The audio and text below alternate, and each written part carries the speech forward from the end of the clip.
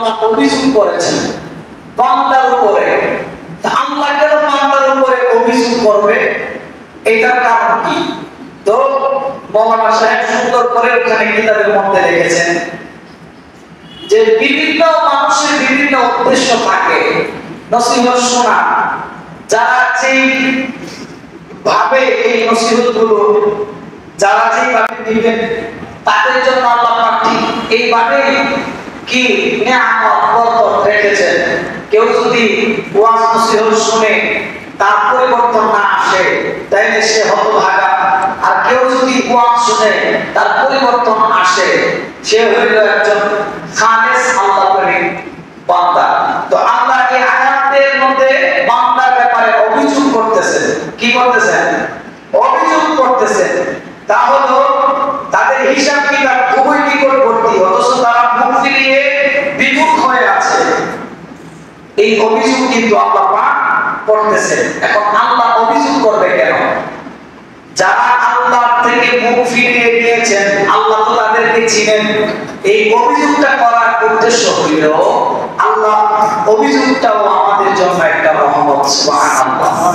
এই অভিযোগ করার উদ্দেশ্য হইল আমি যখন এই হেদায়েতুল্লাহকে ভালোবাসি তখন সে যদি একটা খারাপ কাজ করে আমি কিন্তু তাকে কি করব, এই ব্যাপারে অবগত করব।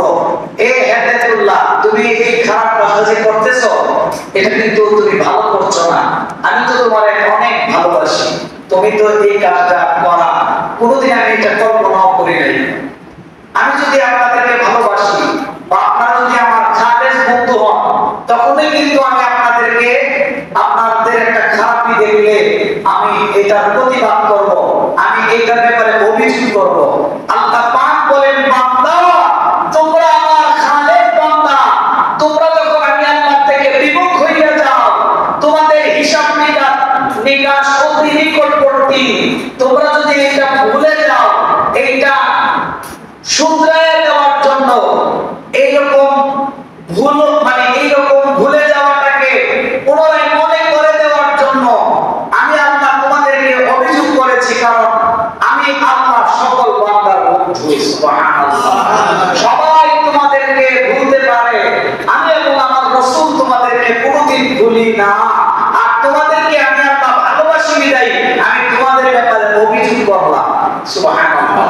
আরে কাছে বলেন সুবহানাল্লাহ। অথবা আমি আল্লাহর অভিযোগের কোনো দরকার ছিল?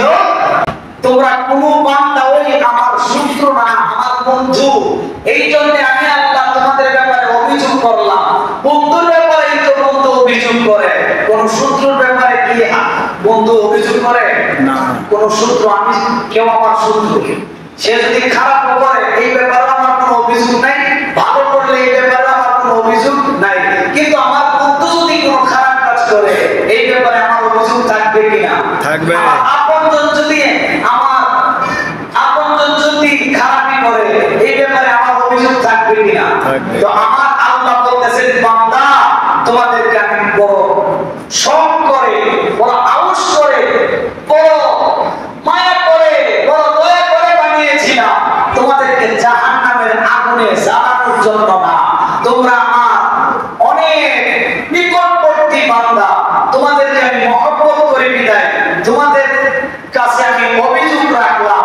তোমরা যে আমার থেকে বিমুখ হয়ে গেছো এই কথাটা তোমরা মনে মনে চিন্তা করে একবার আমি আল্লাহর দরবারে তওবা করো। তোমরা কি জানো আমি আল্লাহ তোমাদেরকে সদা সর্বদাই ডাকি উদউনি আস্তাজিব লাকুম, তোমরা আমাকে ডাকো আমি তোমাদের ডাকে সাড়া দিব। সুবহানাল্লাহ। এখন এই জন্যই পবিত্র কোরআনুল কারীমা আরেকটি আয়াতে কারীমার মধ্যে আল্লাহ পাক বলতেছেন ইয়া আইয়ুহাল্লাযীনা আমানু তাকুল্লাহা ওয়াবতাগু ইলাইহিল ওয়াসিলা। হে বান্দা তোমরা আমাকে ভয় করো, ভয় করার মতো একটা ওসিলার মাধ্যমে, যে কোন একটা ওসিলার মাধ্যমে। এই ভয়ের এক নাম্বার ওসিলা হলো নামাজ, এই ভয়ের ওসিলা হলো আল্লাহর রাসূলের মহব্বত, এই ভয়ের ওসিলা হলো আল্লাহর আউলিয়াগণ। আল্লাহকে ভয় করার ওসিলা, আল্লাহকে ভয় করার মাধ্যম অনেক রয়েছে। এখন যারা সুফিবাদী বিশ্বাসী তারা বলেছেন এর অন্যতম আল্লাহকে ভয় করার অন্যতম মাধ্যম হলো আল্লাহর বন্ধু মুহাম্মদ আল্লাহর ওলি সুবহানাল্লাহ। তাদের কাছে গেলেই আল্লাহর ভয় আপনার অন্তরে তারা ঢুকায়া দিবে, রাসূলের মহব্বত তারা আপনার অন্তরে ঢুকায়া দিবে, আর আল্লাহর ইবাদতে তারা আপনাকে মগ্ন করে দিবে।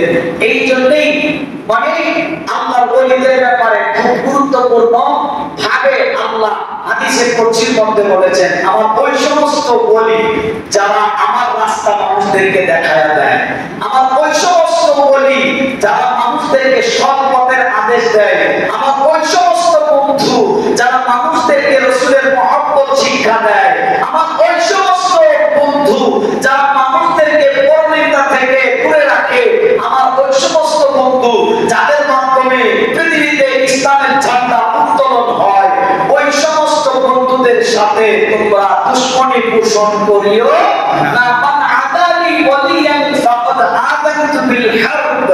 যদি তোমরা ওই সমস্ত বন্ধুর সাথে দুশমনি পোষণ করো, আমি আল্লাহ তোমাদেরকে জানিয়ে দিলাম, আমার বন্ধুদের সাথে তোমরা বিদ্বেষ পোষণ করলে আমি আল্লাহ নিজেই তোমাদের সাথে যুদ্ধের ঘোষণা দিয়ে দিলাম। সুবহানাল্লাহ। মনে রাখবা, আমি আল্লাহ যদি আমার কোন বন্ধুকে চুলো ধইরা টান দিয়া ধরে রাখি, পৃথিবীর সমস্ত মানুষ ওনার পা ধরে টাইনা ওনাকে নিচু করতে পারবে না, আর আমি আল্লাহ সুবহানাহু ওয়া তাআলা আমার বন্ধুদেরকে স্বয়ং আমার কুদরতি হাত দ্বারা আগলায় রাখি। সুবহানাল্লাহ বলে। এই জন্য বাবাজিরা আল্লাহ ওলিদের দরকার আছে না ভাই? এই দেশ আল্লাহর মূল আলোচনা হইল, এই দেশ আল্লাহর ওলিদের দেশ। এই দেশে কোন নবী রাসূল আসে নাই, এই দেশে নবী রাসূলদের পক্ষ থেকে নবী রাসূলরা ইশারা করে পাঠিয়েছেন এই দেশের মধ্যে আল্লাহর ওলিদেরকে, আল্লাহর ওলিদের আবাদকৃত জমিন এই দেশ। এই দেশ ওলি আল্লাহদের দেশ। যেহেতু এই দেশটাকে ইসলামের ঝান্ডা উত্তোলন করাইতে যাইয়া ওলি আল্লাহদের অনেক অবদান আছে, যেহেতু এই দেশে বসবাস করে ওলি আল্লাহকে মহব্বত করার দরকার আছে না নাই? বলেন, ওলি আল্লাহদেরকে মহব্বত করার দরকার আছে না নাই? আল্লাহ পাক যেন ওলি আল্লাহদেরকে মহব্বত করার তৌফিক আমাদেরকে নসিব করুন, আমরা বলি আমিন। এখন বাবাজিরা আমার মূল আলোচনায় চলে আসি। আল্লাহকে ভয় করবেন। আপনি আর আমি আল্লাহকে ভয় করি, কতটুকু ভয় করি? এই যে গাছ দেখতেছেন, এই গাছ আপনি আমার থেকে অনেক বেশি আল্লাহকে ভয় করে। কোথায়? গাছ থেকে, পানি থেকে, জড় পদার্থ, পাথর থেকে। কোথায়? আমি আর আপনি আল্লাহকে বেশি ভয় করার কথা, অথচ আমরা আল্লাহকে ভয় করিই না, বরং গাছ আমাদের থেকে আল্লাহকে বেশি ভয় করে। একটা গাছ অনবরত আল্লাহর জিকির করে, আমরা বান্দা হইয়া আল্লাহর জিকির করি না। একটা পানি আল্লাহর অনবরত জিকিরে মগ্ন থাকে, আমরা কিন্তু আল্লাহর জিকির করি না। জমিন আল্লাহর জিকিরে মগ্ন থাকে, আমরা আল্লাহর জিকির করি না। আমরা আল্লাহর জিকির থেকে গাফিল হয়ে আছি, আল্লাহর শরণ থেকে আমরা বিমুখ হয়ে গেছি। এর একমাত্র কারণ হইল আমাদের কলমের ভিতরে রোগে ধরেছে, আমাদের কলমে ব্যাধি হয়েছে। ওই ব্যাধির চিকিৎসা করার জন্যই একজন মুহাক্কিক পীরের কাছে যাওয়ার দরকার আছে না নাই? ওই ব্যাধির চিকিৎসা পৃথিবীর কোন মেডিসিন দ্বারা হবে না। ওই ব্যাধির চিকিৎসা যদি করতে হয় একজন মুহাক্কিক আল্লাহর কাছে যেতে হবে, যেই ব্যক্তি আপনার এই রোগের চিকিৎসা করতে পারে। আমার ভাই বাবাজিরা, সাত কথা হইল, একজন মুসলমানের দিন তিনি রাস্তা দিয়ে হেঁটে যাচ্ছেন, হঠাৎ করে দেখেন একটা পাথর কাটতেছেন। একটা পাথর কি করতেছেন? কাটতেছেন। উনি কাস্টের মাধ্যমে দেখেছেন। এই ঘটনাটা পাবেন এই কিতাবের নাম কি? তাসহিলুল মাওয়াইজ। এই কিতাবের নাম তাসহিলুল মাওয়াইজ। এই কিতাবের মধ্যে তিনি ঘটনাটা লিখেছেন। একটা জড় পদার্থ পাথর কান্না করতেছে। বুজুর্গ এই রাস্তা দিয়ে যখন রাস্তা অতিক্রম করতেছে তখন বুজুর্গ বলতেছে, এরে পাথর তুমি কাঁদতেছো কেন? কাঁদতেছো কেন? কাঁদার কারণ কি আমাকে একটু বলবা কি? আল্লাহর ওলিরা চাইলে জড় পদার্থের সাথে কথা বলতে পারে কি পারে না? এই ক্ষমতা তাদেরকে দিয়েছেন কে? এর প্রমাণ হইল এই কিতাব। এই কিতাবের যিনি লেখক এই কথাটা গ্রহণযোগ্য নিয়ে এটা ভালো না কোনো কথা হইতে পারে না। আল্লাহর ওলিরা আকাশের মাধ্যমে আল্লাহর সৃষ্টি জগতের সাথে কথা বলতে পারে। পাথরকে বলতেছে, পাথর তুমি কাঁদছো কেন? তখন পাথর উত্তর দিচ্ছেন, হুজুর আমি কাঁদছি এই জন্য আমি কোরআনুল কারীমে শুনেছি ওয়াকুতুহান নাস ওয়াল হিজারা, আল্লাহ জাহান্নামের ইন্ধন হিসেবে মানুষ এবং পাথরকে বাছাই করেছেন। সুবহানাল্লাহ। মানুষ এবং পাথরকে জাহান্নামের ইন্ধন হিসেবে আল্লাহ বাছাই করেছেন, বলি নাউযুবিল্লাহ। আমার জাহান্নামের আগুনকে বড় ভয় লাগে, এই জন্য আমি কাঁদতেছি। জাহান্নামের আগুন তো বড় ভয়াবহ। এই জাহান্নামের আগুনটা কেমন ভয়াবহ আমার ভাই বাবাজিরা একটু গভীরভাবে খেয়াল করবেন। এই জাহান্নামের আগুনটা এমন একটা আগুন, দুনিয়ার আগুনে যদি আপনি আপনার আঙ্গুলটা রাখেন, আপনার আঙ্গুলটা পুড়ে যাবে, আপনার কলিজাটা পুড়বে না। আপনি যদি আপনার একটা হাত পুড়ে ফেলেন, একটা হাত পুড়ে যাবে, কিন্তু আপনার কলিজা পুড়বে না। আর জাহান্নামের আগুন এমন পাওয়ারফুল আগুন আমার ভাই বাবাজিরা, হাদিসের মধ্যে হাদিসে মুবারকায় আমার নবী ইরশাদ করতেছেন, দুনিয়ার মানুষ শোনো, জাহান্নামের আগুন এমন একটা পাওয়ারফুল আগুন, জাহান্নামের আগুনে কোন বান্দার একটা পশমের আগা লাগতে দেরি হবে আর তার কলিজাটা ফুইরা সরকার হইতে দেরি হবে না। বলি নাউযুবিল্লাহ। জাহান্নামের আগুন এমন প্রখর, এমন তেজ যে জাহান্নামের আগুনে আপনার পশমটা লাগতে দেরি, আপনার ভিতরে কলিজা ফুইরা সরকার হইতে দেরি না। এই জাহান্নাম শুধু আল্লাহ জাহান্নামের ইন্ধন হিসাবে যে জিনিসগুলো ব্যবহার করবেন এর মধ্যে একটা হইল জড় পদার্থ, প্রাণী, পাথর, আর একটা হইল আপনি আর আমি মানুষ। আমাদেরকে দিয়ে আল্লাহ জাহান্নামের ইন্ধন বানাবেন, লাকড়ি বানাবেন। আমার ভাই বাবাজিরা, পাথর বুজুর্গকে বলতেছে, হুজুর আমি এই ভয়ে কাঁদতেছি। সুবহানাল্লাহ। আল্লাহ ভয়ে কান্নার দরকার আছে না নাই? আল্লাহকে ভয় করার দরকার আছে না নাই? এবার বুজুর্গ নাকি কাশফের মাধ্যমে আল্লাহর দরবারে তিনি ফরিয়াদ করতেছেন। আল্লাহ নবীরা যদি চায়, তিনারা যদি ফরিয়াদ করেন, আমার আল্লাহ এইটা কবুল করে কি করে না? আপনারা জানেন এখন বাংলাদেশ অনেক জেলা বন্যায় কবলিত হয়ে আছে, বন্যার মধ্যে বন্যায় প্লাবিত হয়ে আছে। শাহজালাল ইয়ানি রাহমাতুল্লাহ আলাইহি উনি রওজায় সিলেটের জমিনে শাহিদ। তিনি যদি আল্লাহর দরবারে রওজা থেকে ফরিয়াদ করেন, আল্লাহ কবুল করতে পারে কি পারে না? উনি রওজা থেকে আল্লাহর দরবারে ফরিয়াদ করতে পারেন, এই ক্ষমতা ওনাকে আল্লাহ কি দেয় নাই? আল্লাহর ওলিদেরকে কি এই ক্ষমতা আল্লাহ দেয় নাই? এই জন্যই যখন অষ্টআশি বন্যা হয়েছিল তখন আমার জন্মই হয়েছে না। আমি আমার বাবার মুখ থেকে শুনছি, আমি গর্ববোধ করি আমি একজন সুন্নি বাবার সন্তান। আমার বাবা ছিল একজন আহলে সুন্নাত ওয়াল জামাতের অন্তর্ভুক্ত, ওনারই একটা সন্তান আমি। উনি আমাকে আকীদা শিক্ষা দিয়েছেন।